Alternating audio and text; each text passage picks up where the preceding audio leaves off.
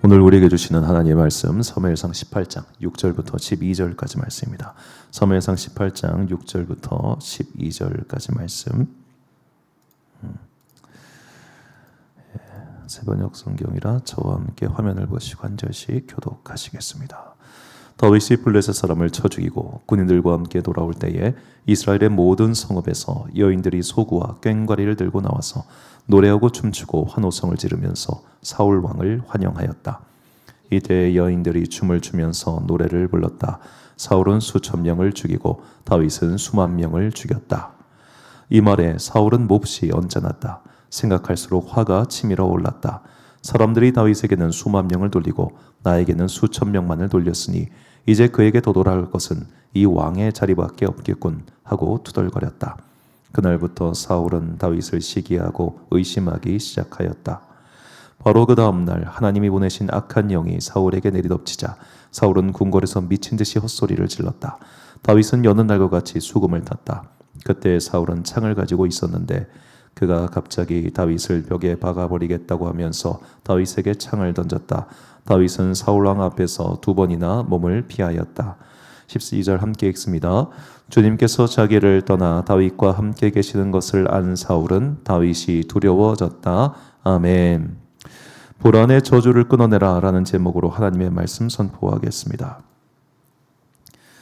이곳에 와서 교회 인테리어를 할 때 이제 음향 공사를 할 때 일입니다. 이렇게 지금 옆에 보시면은 이게 스탠드 바 형태의 스피커를 두 개를 설치를 해놨는데 이거 가격이랑 여기 천장에다가 이제 보통 큰 교회 가보시면 천장에 스피커 매달려 있는 경우를 좀 보실 수 있을 텐데 그렇게 천장에 매다는 게 가격이 똑같았습니다. 어느 거를 선택할 거냐고 이제 우리 공사하는 청년이 청년이 아니지 그렇게 그 공사하는 친구가 물어봐가지고 제가 당연히 나는 땅바닥에 붙어 있는 게 좋다라고 대답을 했습니다. 왜인고 하니 저는 천장에 뭐가 매달려 있으면 그렇게 불안해요. 제가 대학교 때 처음으로 대학교 이제 강당에 가가지고 천장에 매달려 있는 스피커를 처음 봤습니다. 태어나서 그게 어떻게 저 큰 게 저 줄에 의지해서 달려 있지? 그 생각을 하면서 그 학교 졸업하는 7년, 대학교 4년, 대학원 3년 동안 내내 들어가면 그 스피커만 쳐다봤습니다. 저거는 언제쯤 떨어지려나 하면서요. 불안한 거예요. 그러니까 사람이 심리적으로 어떤 분야에서 자기만의 불안한 영역이 있습니다. 자, 그런데 이 불안한 영역이 넓어지면 이제 그때부터 문제가 시작하죠. 매사에 불안해하고 심리적으로 압박을 겪으면 그렇게 불안한 사람들이 걸리는 병이 공황장애라고 하더라고요. 공황장애. 호흡이 가빠지고 메스껍고 손발이 떨리고 특히 심장이 엄청 빨라지고 그리고 얼굴이 화끈화끈거리는 것 같이 느껴지고 그런 공황장애가 온다고 합니다. 자, 이 공황장애 증상은 이게 결국 자율신경계가 과활성화돼 가지고 신차 증상으로 나타난다고 하는 건데 이 원인이 뭐냐? 원인이 굉장히 다양한데 유튜브를 통해서 제가 원인을 살펴보니까 예민한 성격, 불안감이 높은 것, 그리고 이로 인해서 뇌의 공포 회로가 남들보다 훨씬 더 빨리 자극받는 사람들, 이런 사람들이 이런 공황장애 걸릴 확률이 굉장히 높다고 합니다. 저 같은 사람은 안 걸리는 거죠. 둔팅이어가지고 저같이 둔팅한 사람은 잘 안 걸리지만 예민한 사람, 완벽주의자, 이렇게 불안한 사람들, 그런 사람들이 공황장애 많이 걸린다고 합니다. 자, 공황장애가 걸리기 쉬운 사람들은 완벽주의자, 실패에 대한 두려움이 큰 사람, 타인의 시선과 평가에 민감한 직업. 그래서 연예인들이 이렇게 공황장애에 많이 걸린다고 해요. 자, 실패에 대한 두려움, 타인의 시선과 평가에 대해서 민감할 때. 자, 이것을 딱 봤을 때 공황장애는 실패한 사람들이 겪는 질병이 아닙니다. 삶이 막 되게 어려운 사람들이 걸리는 병이 아니에요. 성공한 사람들이 많이 걸려요. 성공한 사람들이. 만약 여러분 주변에 너무 어렵게 사는데 나 공황장애 걸린 것 같아. 그런 분은 야야야 네가 무슨 공황장애 이렇게 웃기게 대답해 주세요. 성공한 사람들이 걸리는 거예요. 성공했어요. 이 성공이 떠날까 봐 두려운 거예요. 내가 열심히 살았어요. 열심히 살아서 성공을 얻은 사람이 공황장애에 걸리는 겁니다. 그러니까 참 역설적이에요. 오늘 현대인들이 지금 우리나라만 해도 작년 한 해 동안 공황장애 치료받은 사람이 70만 명이라고 합니다.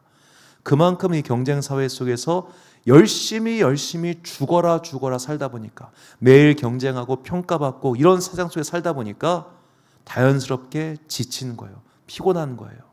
이렇게 지치고 피곤했는데도 다시 내일 나가야 돼요. 왜? 내가 쉬면 도태되니까. 내가 쉬면 여기서 내가 그동안 쌓아올린 것들이 무의미하게 사라질까 봐. 그런 것들이 두렵고 어렵다 보니까 다시 나가서 멀쩡한 척하고, 그렇게 멀쩡한 척하면서 그런 긴장 상태가 계속 반복되니까 와르르르 어느 순간에 무너져 버리는 거죠. 저는 이게 공황장애의 메커니즘 같다는 생각을 해봤습니다. 자, 성경 안에도 사실은 멀쩡하지 않은데 불안한 감에 휩싸여 가지고 그렇게 자신의 인생을 공황장애처럼 망가뜨린 사람이 있는데, 오늘 본문의 주인공인 사울 왕과, 그리고 우리가 한 번 또 살펴볼 여로보암이라고 하는 사람입니다. 사울 왕과 여로보암.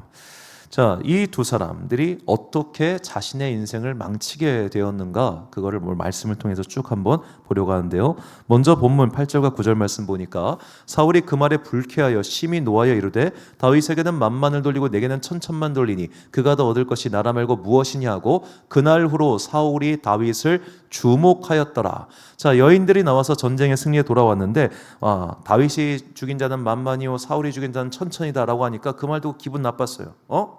나보다 10배라고 제가? 이젠 내 자리를 노리겠구만. 자, 그런데 이 말은 히브리 관용어구입니다. 히브리 관용어구. 자, 다니엘서 7장 10절 말씀 보니까, 불이 강처럼 흘러 그의 앞에서 나오며 그를 섬기는 자는 천천히요 그 앞에 모셔 선 자는 만만이며. 그러니까 히브리 관용어구 표현이에요. 뭐 천천을 붙인 자가 작은 자도 아니고 만만을 붙인 자가 큰 자도 아닙니다. 그냥 하는 말입니다. 근데 그냥 하는 말에 자기 혼자서 삔또가 나가버린 거예요.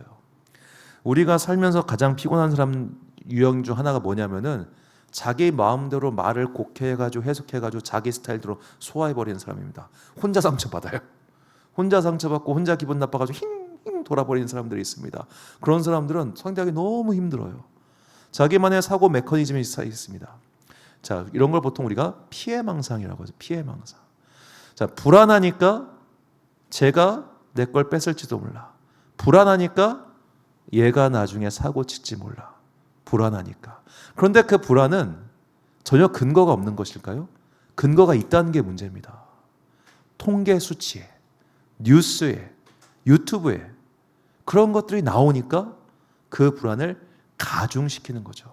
저는 그래서 공황장애 걸린 사람들이 야간 먹고 비행기 못 탄다고 생각해요. 비행기가 추락할 확률이 높습니까? 자동차 사고가 날 확률이 높습니까? 자동차 사고 날 확률이 압도적으로 높습니다. 그런데 비행기는 불안하고 자동차는 안 불안해하죠. 뭐 여러 가지 요인이 있겠습니다만, 인간은 일단은 발이 땅에 붙어 있어야 좀 안심하는 존재인 것 같긴 합니다만, 확률적으로 본다면 비행기가 추락할 확률은 매우 낮음에도 불구하고 비행기 사고 한 번 나면 그건 계속 뉴스에 납니다. 아마 뭐 송구한 비유이긴 합니다만, 비행기 사고로 한 번 돌아가신 분들 숫자보다 한 해의 교통사고로 돌아간 숫자가 훨씬 많을 거예요. 자, 분명히 근거가 있습니다. 그런데 그 근거가 내 불안을 키웁니다. 누군가가 만만하고 천천하면 기분 나쁠 수도 있습니다. 근거가 있죠. 그런데 그냥 넘어가 아무 일도 아니에요. 불안에 휩싸이고 염려에 휩싸인 사람들은 아무 일도 아닌 것을 키웁니다. 그리고 그것을 문제 삼지요. 자, 사울의 불안증은 비단 다윗에게만 있었던 것이 아닙니다. 그는 자기의 큰아들이면서 왕위 계승자였던 요나단도 죽이려고 한 적이 있습니다. 사무엘상 14장 43절과 44절 말씀 보니까요. 이건 조금 이제 상황을 우리가 안 뒤에 좀 읽어야 더 의미가 있는데, 사울이 이르되 요나단아 내가 반드시 죽으리라. 그렇지 않으면 하나님이 내게 벌을 내리시고 또 내리시기를 원하노라 하니. 자, 이게 어떤 상황이냐면, 사울이 이제 왕이 되고 나서 블레셋과 전쟁을 치르는데 블레셋이 숫자가 더 많았어요. 그래서 다들 벌벌 떠면서 아무것도 못하고 있을 때 요나단이 용기 있게 일어나 가지고 그의 부하와 함께 몇십 명을 이렇게 무찌르고 나서 블레셋은 사기가 뚝 꺾이고 이스라엘은 사기가 확 올라갑니다. 그래서 이제 패잔병들을 처리하는 추격전을 시작하는데, 사울 왕이 지휘관으로서 형편없는 지휘를 내리기 시작합니다. 오늘 저 블레셋들을 다 무찌르기 전까지는 전체 금식, 아무도 밥 먹지 마, 열심히 추격해 라고 하니까 더군다나 전투를 치르는 군사가 안 먹으면 어떻게 되겠어요? 말도 안 되는 일이죠. 요나단이 이 명령을 듣지 못한 상태에서 가다가 보니까 꿀이 있어가지고 배고파서 찍어 먹었습니다. 그러고 보니까 너무 힘이 나는 거예요. 그래서 옆에 있는 부하들이 그거 막 드시면 안 돼요. 드시면은 임금님이 다 죽는다고 하셨어요. 그러니까 야, 아버지가 실수하셨네. 여차여차 해가지고 전투가 끝나고 나서 다 불러 모읍니다. 누가 먹었어? 요나단이 걸립니다. 넌 죽을 거야. 자, 자기가 한 말, 자기 체면을 위해서 자식까지 죽일 수 있었던 사람이 사울입니다. 그가 다윗을 만나기 전부터 망가지기 시작했어요. 왜 망가졌냐? 불안했기 때문입니다. 자, 그는 이스라엘의 초대 왕입니다. 유력한 가문 출신이긴 했지만 초대 왕이라고 하는 것은 왕궁도 없고요, 자기를 지킬 병사도 없어요. 그래서 우리가 성경을 보면 사울이 왕이 되고 나서도 자기 밭에서 소에다가 이걸 메고 밭을 가는 장면이 나옵니다. 왕궁이 없었다니까. 그의 아들 이스보셋도 왕궁이 없었어요. 왕궁은 나중에 통일 왕국을 이루고 나서 다윗이 그때 짓습니다.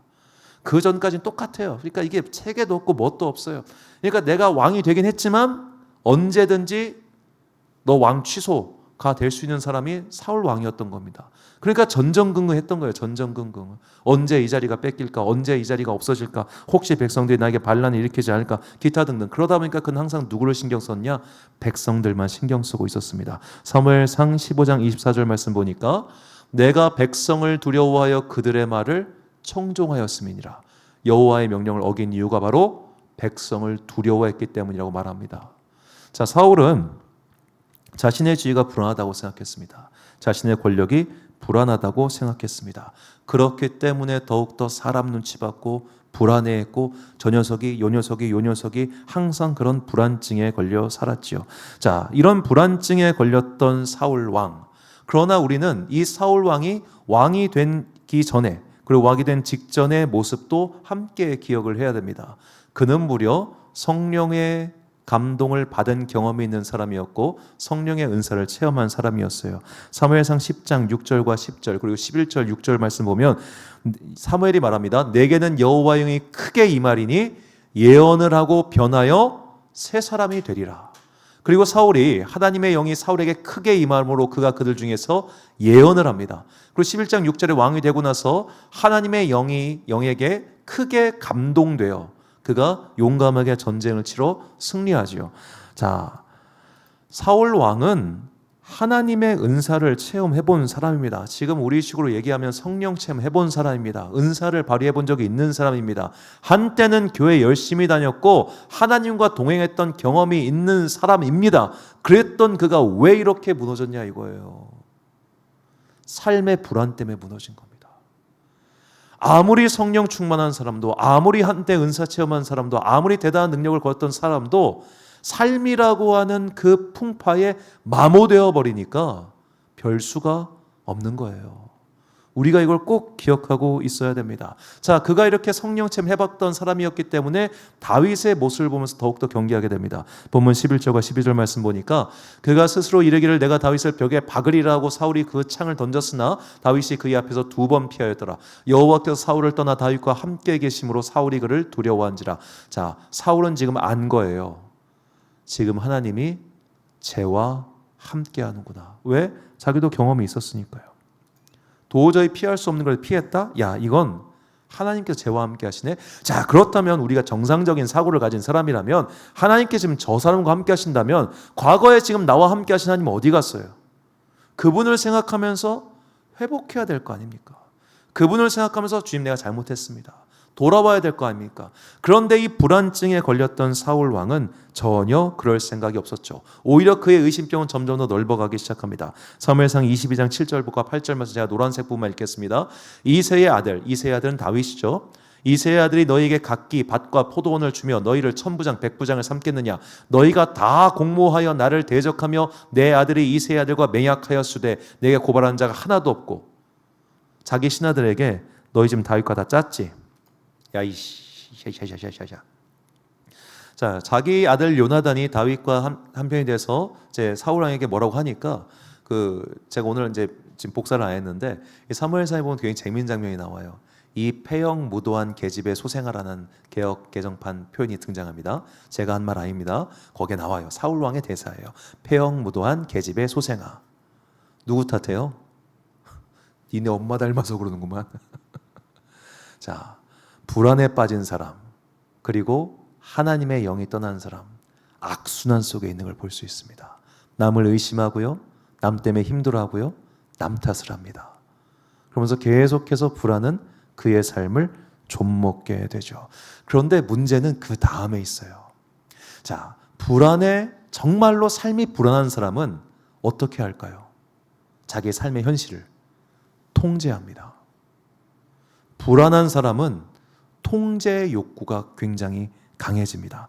그래서 불안한 사람은 통제해요. 내 주변 모든 것들을 통제합니다. 내 시선 밖에서, 내 예측 밖에서 이러한 일들을 견뎌하지를 못합니다. 왜? 불안하니까. 그렇게 불안하니까 통제하니까 어떤 결과가 벌어지냐면 아이러니하게도 실패할 확률이 줄어들어요. 불안한 사람은 도전하지 않아요. 가장 안정적인 길을 택하거나 혹은 모든 불안 요소를 통제해가지고 실패 확률을 줄어듭니다. 그러다 보니까 불안한 사람은 아까 말했잖아요. 성공한 사람들이라고. 성공한 사람이 공황장애 걸리는 것처럼 불안한 사람들이 사실 성공할 확률이 높아요. 그러다 보니까 내가 지금 잘하고 있다는 착각에 빠집니다. 이게 사울의 함정이었습니다. 자, 사울이 40년을 나라를 다스립니다. 그리고 사울은 우리가 남긴 기록을 보면 꽤나 유능한 왕이었다는 걸 알 수 있어요. 왜냐하면 그가 백성의 눈치를 봤다는 이야기는 바꿔 말하면 백성의 민원에 그만큼 빨리빨리 응답하는 공무원이었다는 얘기입니다. 우리나라 공무원들이 일을 정말 빨리 하죠. 외국인들이 우리나라 살면서 가장 좋아하는 게 일처리 빠른 겁니다. 그게 법이 있더라고요. 모든 어떤 민원이나 그걸 받았을 때 얼마 이내 처리해야 되는 법이 있대요.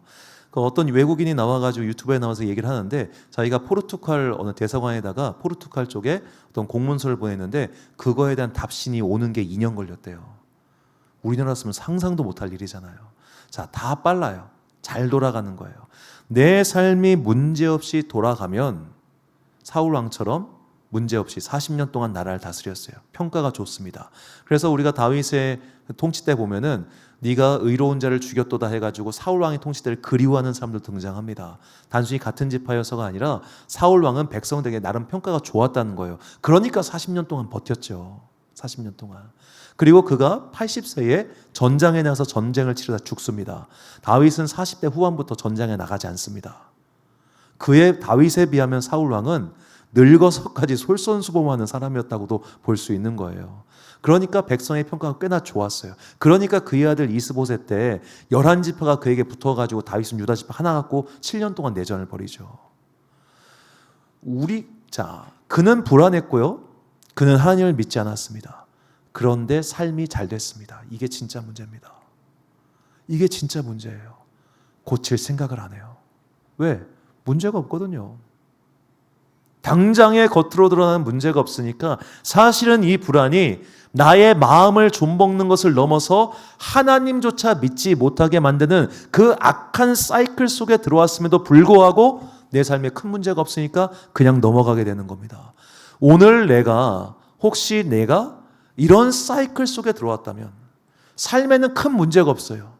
그런데 믿음은 바닥났어요. 삶에는 큰 문제가 없어요. 그런데 하나님의 영이 느껴지지 않은 상태가 됐다면 내가 지금 나쁜 순환 구조 속에 들어와 있구나 라는 것을 깨닫고 반드시 은혜의 구조 속으로 들어가야 됩니다. 그것이 사울왕의 살 길이었지만 그것을 놓쳐버리고 말았죠. 왜냐? 그에게 주셨던 하나님의 영, 그걸 잊어버렸기 때문입니다. 사울과 굉장히 비슷한 또 다른 사람이 등장합니다. 북이스라엘을 건국했던 여로보암이라고 하는 사람입니다. 자, 여로보암이라는 사람에 대한 성경의 평가는 매우 고평가를 받고 있는 사람입니다. 열왕기상 11장 28절을 보니까 이 사람 여로보암은 큰 용사라. 솔로몬이 이 청년의 부지런함을 보고 세워 요셉 족속의 일을 감독하게 하였더니, 자, 큰 용서란 죄송합니다. 자, 이거 히브리어로 기보르 하일이라고 하는데 이 기보르 하일이라고 표현된 사람은 여로보암 포함해서 4명이에요. 기드온, 입다, 그리고 열왕기 하에 등장하는 아람의 장군 나아만, 그리고 여로보암입니다. 딱 4명입니다. 자, 그 정도로 유능한 사람이 여로보암이었습니다. 자, 이런 여로보암에게 하나님께서 야, 지금 솔로몬의 아들 르호보암이 너무 나라를 못 다스려. 안 되겠어. 쟤들을 경고하기 위해서라도 내가 너를 택해서 이스라엘의 왕으로 세울 거야 라고 약속을 주십니다. 열왕기상 38절과 11장 38절과 38절 내가 너를 취하리니 내 종 다윗이 행함같이 내 율례와 명령을 지키면 내가 너와 함께 있어 내가 다윗을 위하여 세운 것 같이 너를 위하여 견고한 집을 세우고 이스라엘을 내게 주리라. 자, 하나님께서 여로보암에게 분명히 약속하십니다. 너 염려하지 마. 내가 너를 택했어. 그리고 네가 잘하면 너를 위해서 견고한 집을 쌓아줄 거야. 자, 언약을 받았습니다. 약속을 받았습니다. 그러면은 담대하게 하나님의 약속만을 생각하면서 나아가면 되는데 여로보암도 불안증에 시달립니다. 열왕기상 12장 말씀 보니까 만일 이 백성이 예루살렘에 있는 여호와의 성전에 제사를 드리고자 하여 올라가면 이 백성의 마음이 유다 왕 된 그들의 주 르호보암에게로 돌아가서 나를 죽이고 유다 왕 르호보암에게로 돌아가리로다. 만일 나를 죽이고 돌아가다. 이에 계획하고 두 금송아지를 만들고. 자, 예루살렘 성전에 1년에 한 번 이상씩 가야 되니까 가면은 또 아이고 우리 옛날 다 다윗 왕가 사람들이었는데 하고 돌아갈까 봐. 벌어지지도 않은 일을 염려하고 그리고 그를 왜 죽여요? 그냥 돌아가는 것만이지. 나를 죽이고 염려가 불안이 공황처럼 그를 덮쳐오니까 이상한 짓을 하기 시작합니다. 자, 하나님의 약속을 받은 사람도 불안과 염려에 휩싸이니까 제정신을 못 차리는 거예요. 우리가 항상 깨어서 반드시 기도를 해야 하는 이유가 바로 여기에 있습니다. 우리의 삶도 불안합니다. 우리의 삶도 근심거리가 가득합니다.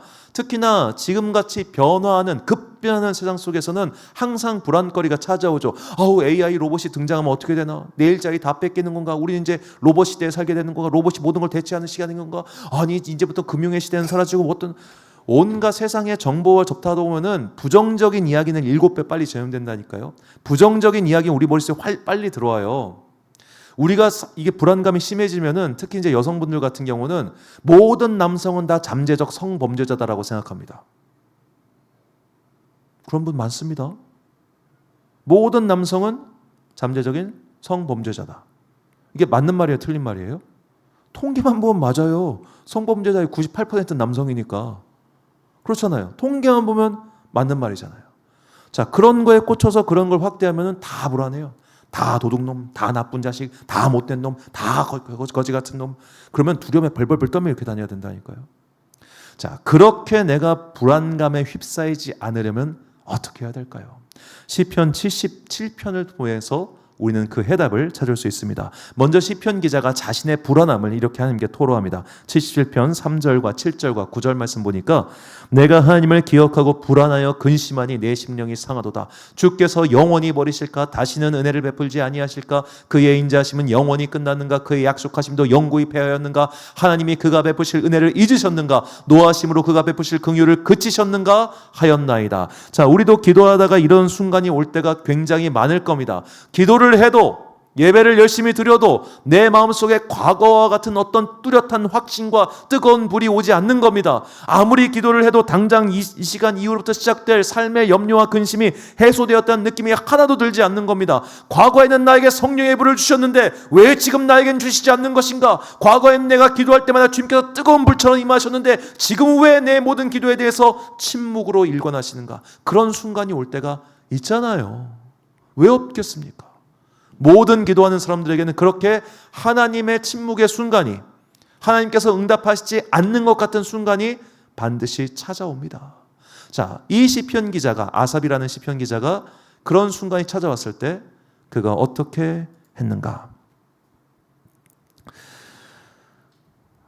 시편 77편 11절과 12절 말씀 보니까 곧 여호와의 일들을 기억하며 주께서 옛적에 행하신 기이한 일들을 기억하리이다. 또 주의 모든 일을 작은 소리로 읊조리며 주의 행사를 낮은 소리로 되뇌이리이다. 아멘. 이게 뭡니까? 과거에 베푸신 나에게 주신 은혜. 과거에 마저 하나님이 나한테 이때 이렇게 해주셨어. 나한테 이런 기억들이 있잖아. 그 과거의 기억의 힘으로 이긴다가 첫 번째. 두 번째, 성경에 기록된 사건들. 그 사건들을 되뇌이면서 그래, 아브라함도 모세도 다윗도 심지어 예수님도 이런 일을 겪으셨는데 내가 뭐라고 이겨내야지. 그거를 되뇌이면서 내가 그 불안과 염려와 응답 없음에 대한 답답함을 넘어가게 된다는 거예요. 넘어가게. 자, 그래서 우리가 불안의 저주를 끊는 방법이 무엇이냐? 바로 감사예요. 감사. 나에게 여기까지 해주신 것에 대한 감사.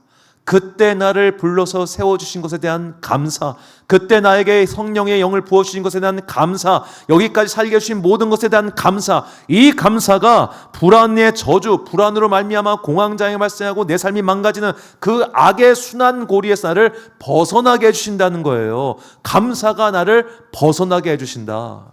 제가 이것에 대한 신뢰를 볼 수 있는 분이 제가 모셨던 목사님이세요. 이 목사님이 교회를 개척하고 이제 크게 개척하고 7,000명이 출석한 교회가 됐으니까 대단한 성공을 거뒀죠. 자, 그 정도로 제가 이제 4명의 담임 목사님을 모셔봤는데 그중 3분이 개척해서 이렇게 되신 분들이에요. 그러면 개척해가지고 부목사를 구한다는 건 성공한 목사라는 증거입니다. 자, 그렇게 하는 분들이 있는데 이분 빼고 나머지 분들은 다 불안해하셨어요. 부목사만 새로 오면은 저 자식이 사고 치려나 안 치려나, 저 자식은 어떤 놈이려나 불안해하셨어요. 그러니까 설교도 늦게 맡기고 일도 천천히 맡겼어요. 자, 이런 분들은 새신자도 경계하셨어요. 저것은 어디서 사고 치다 온 놈이 아닐까, 저것은 어떻게 온 놈인가 경계하셨어요. 불안해하셨어요.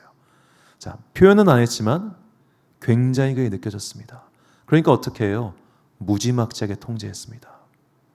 제가 아는 목사님은, 제가 심지어는 이분은 내 차에다 위치 추적기 달아놨나 싶을 정도로 굉장히 통제가 심한 분도 전 봤습니다. 우리 지역에도 있었습니다. 전설적인 분이. 얘기하면 은혜 떨어지니까 얘기 안 하겠습니다. 하여튼 이게 큰 교회랑 작은 교회랑 상관없어요. 오히려 큰 교회 목사님일수록 이거 굉장히 불안해합니다. 왜? 한순간에 무너지니까. 내가 여기까지 어떻게 왔는데, 니까지 있게 내 교회를 망쳐? 네가 내 교회를 박살낼까 봐 두려워하고 떠는 분들 제가 굉장히 많이 봤습니다. 실제로 우리 교회는 굉장히 서울의 유명한 교회, 그 당시 제 학생 때 3,000명 나오던 교회였거든요. 남자 안수집사 1명이 작정하고 교회를 박살내니까 3,000명 교회가 부서졌어요. 1명이요. 자, 그런 일들이 목사들 사이에서 공유가 됩니다. 그럼 불안해하지 않겠습니까? 사고 한 번 나면 끝입니다. 저는 여름 성경학교 때 사고 나가지고 교회 문 닫은 교회도 봤습니다. 그런 거 저런 거 정보가 들리면 불안해하지 않겠어요? 그래서 제가 모셨던 목사님은 놀라울 정도로 불안함이 없었어요. 부목사가 새로 오면 마음껏 설교시켜. 심지어는 부목사들한테 야, 너네 교구 식구를 데리고 개척해버려. 가버려. 개척해버려. 아무 신경 안 쓰셨어요. 놀라울 정도로 맡기고 하고 하셨어요. 이상했어요. 저 사람은 왜 이렇게 불안해하지 않지? 능력 있는 부목사가 오면 좋아했고요. 부목사가 장을 펼 수 있도록 마음껏 해주셨어요. 교회가 망가지는 것에는 불안함이 없었기 때문에 아니요. 그분은 그 어느 교회보다 망가지는 교회들 많이 본 사람입니다. 그런데 그런 단호함이 어디서 나왔을까? 이 모든 것이 내가 잘나서 성공한 게 아니라 하나님의 은혜로 이렇게 됐다는 걸 그분이 확실히 믿었기 때문입니다. 정말 그분에게는 이런 얘기가 되겠지 뭐. 제가 모셨던 정성진 목사님인데 이 정성진 목사님이 보니까 다 설교 때 하신 말씀이니까 이제 굉장히 부잣집 아들로 태어났어요. 부잣집. 그런데 그때 술 만드는 집. 그걸 뭐라고 해요? 하여튼 양조장이라고 해야 되나? 하여튼 술 만드는 집 아들로 태어나셔가지고 되게 부자였대요. 과거형이에요.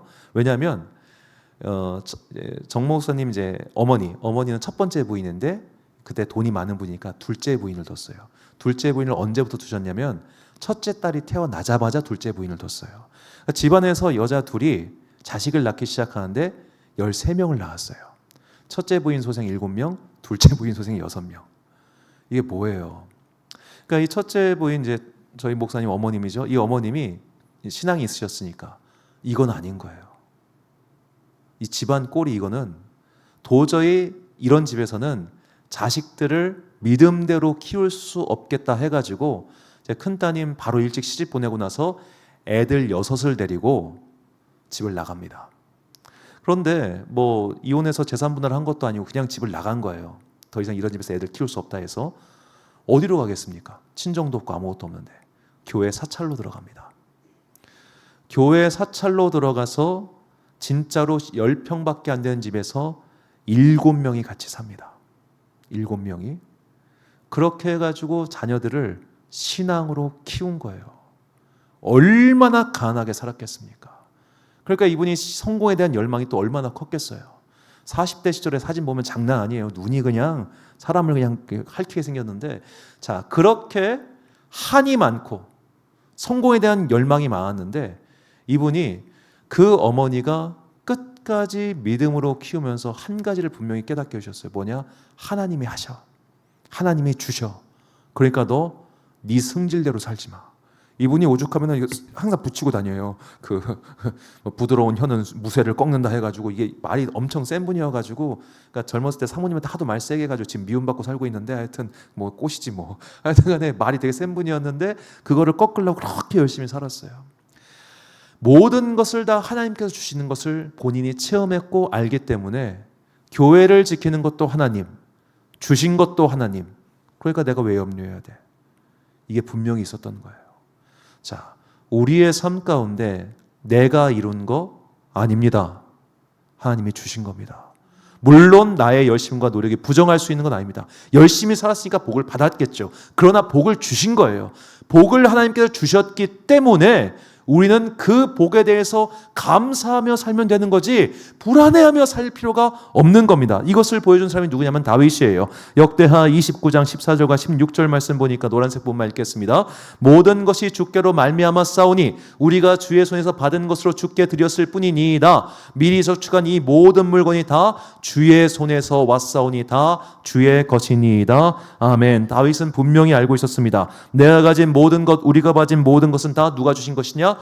주님께서 주신 것이다. 그렇기 때문에 다윗은 불안해하지 않아요. 심지어 그는 왕궁에서 쫓겨나면서도 불안해하지 않아요. 자식과 싸우기 싫어서 나간 거지 불안해서 나간 게 아니에요. 자, 이런 다윗의 믿음, 불안해하지 않는 믿음, 그것은 감사에서 왔다. 반대로요, 솔로몬은 많은 걸 가지고 태어났잖아요. 그렇죠? 그런데 그는 불안해했어요. 솔로몬은. 그러니까 이집트와 중개 무역을 해가지고 자신을 지키려고 했던 거예요. 자기가 받은 이 많은 것들이 무너질까 두려워서. 신기해요. 부자로 태어났다고 해서 불안해하지 않는 게 아니에요. 내 자녀에게 아무리 많은 걸 쏟아부어도 걔가 그냥 불안해할 수 있어요. 내가 자녀를 지킬 수 있다고 착각하지 마십시오. 내가 많은 걸 주면은 얘가 불안해하지 않겠지. 얘가 건강하게 가겠지? No.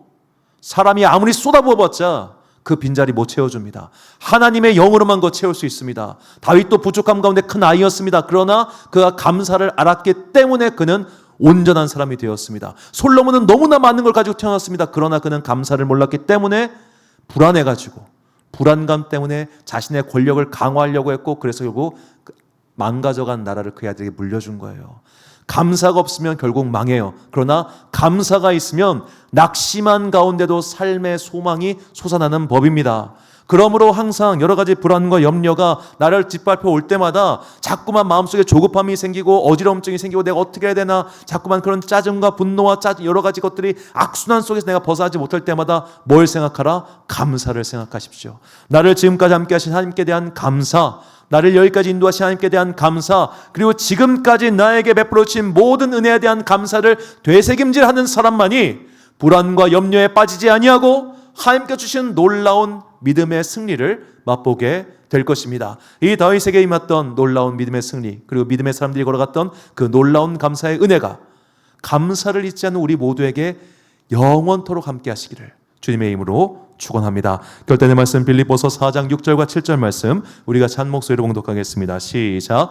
아무것도 염려하지 말고 다만 모든 일에 기도와 간구로 너희 구할 것을 감사함으로 하나님께 아뢰라. 그리하면 모든 지각에 뛰어난 하나님의 평강이 그리스도 예수 안에서 너희 마음과 생각을 지키시리라. 아멘. 사랑하는 지혜빛 광성교회 성도 여러분, 그리고 이 수요일 예배 함께 드리고 계신 귀한 주님의 자녀 여러분, 내 삶에 아직도 불안과 염려 속에 있다면 감사를 회복하십시오. 모든 것들이 너무너무 불안해가지고 이런 일이 생기면 어떡하지? 저런 일이 생기면 어떡하지? 이런 일 저런 일 생각 때문에 자꾸만 내 삶에 방호막을 형성하고 계획표를 따라가려고 하고 그런 것들에게 사로잡힌 나를 발견하고 있다면 감사를 회복하십시오.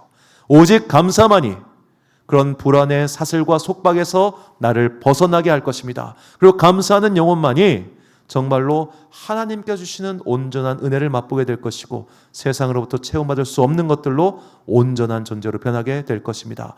하나님의 영은 감사를 통해서 임한다는 것을 잊지 마시고 그 영을 통해 새 사람이 되어 불안의 사슬을 끊고 불안의 저주를 끊고 우리 삶 가운데 항상 은혜가 넘치는 여러분과 제가 되시기를 주님의 이름으로 축원합니다. 우리 함께 찬양 감사해 부르신 후에 기도하겠습니다.